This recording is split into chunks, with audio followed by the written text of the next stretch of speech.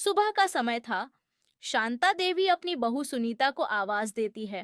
अरे सुनीता, जल्दी रसोई में आ, आज बहुत काम है। सुनीता घबराई हुई रसोई में आती है और देखती है कि शांता देवी पहले से ही सब्जियां काट रही है। शांता देवी ने कंजूसी भरे अंदाज में कहा, सुन, आज से दाल में पानी थोड़ा ज्यादा डालना, सब्जी में आलू भी कम लगाना और घी तो भूल ही जा। हम लोग अमीर नहीं हैं कि घी की नदियां बहाए। सुनीता परेशान होकर जवाब देती है, जी माँ जी, मैं ऐसा ही करूंगी। राजू, जो पास ही खड़ा था, मजाकिया लहजे में कहता है, माँ, आपकी कंजूसी तो घर में एक नई मिसाल कायम कर रही है। शांता देवी गुस्से में कहती है, तू चुप कर, घर में पैसे उगते हैं क्या जो फालतू खर्च कर दे। सुनीता धीरे धीरे सास की हर बात मानकर रसोई के काम में लग जाती है। वह बहुत कम सामग्री में स्वादिष्ट भोजन बनाने की कोशिश करती है। मोहल्ले की महिलाएं भी शांता देवी की कंजूसी के किस्से सुनकर हंसी मजाक करती रहती है। एक दिन मोहल्ले की महिलाएं घर पर आती हैं और कहती हैं, शांता बहन, सुना है कि तुम्हारी बहू बहुत अच्छा खाना बनाती है। आज तो हमें भी कुछ स्वादिष्ट खिलाओ। शांता देवी मुस्कुराती हैं और कहती हैं, हाँ हाँ, क्यों नहीं। सुनीता, आज सबके लिए खाना बनाना, लेकिन ध्यान रहे खर्चा कम हो। सुनीता सबको थोड़ा थोड़ा खाना परोसती है। महिलाएं छकते ही तारीफ करती हैं, वाह, खाना तो स्वादिष्ट है, पर कुछ कम लग रहा है। शांता देवी फटाक से बोल पड़ती है, भूख को काबू में रखना चाहिए, यही असली बचत है। महिलाएं हंसती हुई चली जाती है। सुनीता शांता देवी की बातों पर सिर हिलाती हुई सोचती है कि चाहे जितनी भी कंजूसी क्यों ना हो, लेकिन सासू माँ के साथ रहने का मजा कुछ और ही है। अंत में पूरा परिवार मिलकर भोजन करता है और सबको हंसी मजाक में सास की कंजूसी का आनंद आता है। कहानी का सार, कंजूसी कभी कभी हास्य का रूप ले सकती है, लेकिन परिवार के साथ बिताया गया समय अनमोल होता है। यह बात एक गांव से है। घर के अंदर राधा बैठी है, जिसकी उम्र लगभग 30 साल है। वह रो रही है क्योंकि गांव की औरतें उसके गंजेपन का मजाक उड़ा रही हैं। राधा का पति मोहन उसे सांत्वना देता है। मोहन बोलता है, राधा, तुम इनकी बातों पर ध्यान मत दो, मुझे तुम्हारे बालों से नहीं, तुम्हारे दिल से प्यार है। राधा दुखी होकर, मोहन, तुम्हारे प्यार पर मुझे पूरा भरोसा है, पर समाज की बातें सुनकर मेरा दिल बहुत दुखता है। मोहन कुछ नहीं कहता और धीरे धीरे बाहर निकल जाता है। राधा सोच में डूबी रहती है। मोहन सुशीला से मिलता है, जो राधा की बहन है। सुशीला के बाल बहुत लंबे और घने हैं। वह हमेशा अपने बालों की तारीफ सुनती है।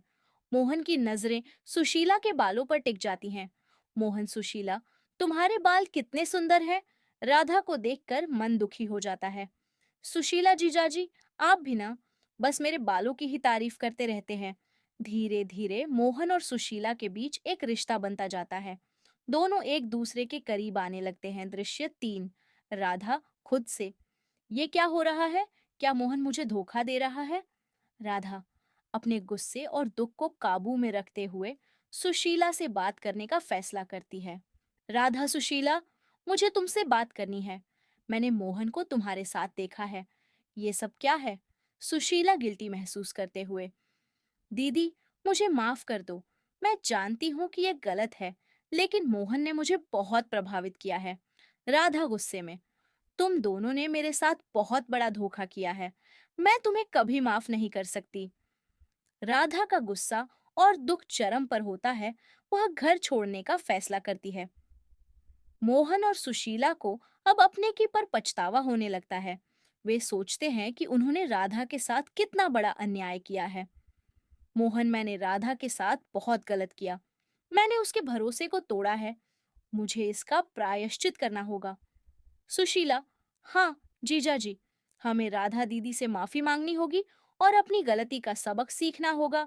लेकिन अगले दिन उसके घर पर सरपंच आके दोनों को दंड देते हैं। धोखे का परिणाम हमेशा बुरा होता है। रिश्तों की सच्चाई और ईमानदारी ही जीवन की असली पूंजी है। यह बात एक गांव से है। सीमा का मायका अपने ससुराल के बाजू में था। वो हर 2-3 दिन में अपने माँ के पास जाया करती थी, अपने माँ से मिलने एक दिन उसकी सास ने कहा, बहू, कल हमारे घर पर मेहमान आने वाले हैं। तुम्हें अच्छी अच्छी सब्जी बनानी है और खास करके चिल्ली पनीर भी बनाना है। उस दिन उसकी बहू अपने माँ के घर पर जाती हैं और अपने माँ से ये सारी बात बता देती हैं। तब उसकी बातें सुनकर उसकी माँ उसको कहती हैं, तुम चिंता मत करो बेटी, ये सब चीज मैं बना लूंगा। तब उसकी बही मान जाती हैं। अगले दिन उसकी बहू किचन में चली जाती हैं और अपनी माँ के टिफिन के कारण वो घर से बाहर अच्छा अच्छा खाना लेकर निकलती हैं। और अगले दिन उसकी सास बोली, वह बहू, तुमने कल क्या खाना बनाया था, सबको खा के मजा आ गया। उसके बाद से उसकी बहू अपने माँ से खाना बनाना सीखने लगी। यह बात एक शहर से है। एक जगह पर रीना और टीना रहा करते थे। टीना एक काली लड़की थी और रीना एक गोरी लड़की थी। रीना हमेशा अपनी बहन को ताना मारती थी उसके काली होने का और उसकी बहन होने का, और अपना सारा काम अपनी काली बहन को सौंप देती थी और खुद कुछ नहीं करती थी। एक दिन दोनों के लिए एक रिश्ता आया। गोरी ने सोचा कि मैं बड़े लड़के से शादी कर लूं, चाहे मुझे ज्यादा धन मिले। और फिर दोनों लोग बातें करते हुए गोरी लड़की ने कहा, क्या री, तेरा पति पक्का काली होगी तभी तो तुझ जैसी अफगान से शादी कर रही है। कुछ महीनों बाद दोनों की शादी हो जाती है। काली बहन को एक स्मार्ट और गोरा पति मिल जाता है और गोरी बहू के एक समान पति मिलता है। काली बहन का पति एक जगह खुद के पैसे से एक बड़ा सा स्कूल खोल लेता है और एक जगह बड़ा सा घर खरीद भी लेता है। यह बात एक छोटे से गांव से है। एक जगह एक छोटे भाई बहन रहा करते थे। उनका वहां कोई नहीं था क्योंकि उसके माँ बाप बचपन में ही देहांत हो गए। उसका बहन अपने भाई के लिए अपना स्कूल छोड़ दी थी और वो अकेली छोटी सी लड़की एक दिन काम मगने गई। तब उस बूढ़े व्यक्ति ने कहा, ओए छोटी लड़की, लकड़ी उठाने का काम कर लेगी उस काम के, मैं तुझे पैसे दूंगा। तब वो छोटी की अपने भाई को पढ़ाने के लिए खुद के सिर पर इतनी भारी लकड़ी लेकर जाने लगी और कुछ पैसे से वो उस दिन अपने भाई को खाना खिलाई। और वो लड़की अपने एक छोटा सा खेत गिरवी रख देती है और अपने छोटे भाई को एक स्कूल में डाल देती है। एक दिन स्कूल में उसकी बहन को बुलाकर बोलते हैं, तेरे भाई की फीस काफी ज्यादा हो चुकी है, अब तुम्हें उसकी फीस भरनी पड़ेगी। तब वो लड़की रात भर वो लकड़ी उठाकर उसकी फीस के पैसे जमा कर पाती है। कुछ सालों बाद उसका भाई बड़ा हो जाता है और एक जगह काम करने लगता है और एक दिन अपने बहन के लिए उस छोटे घर से एक बड़ा घर बनवाता है।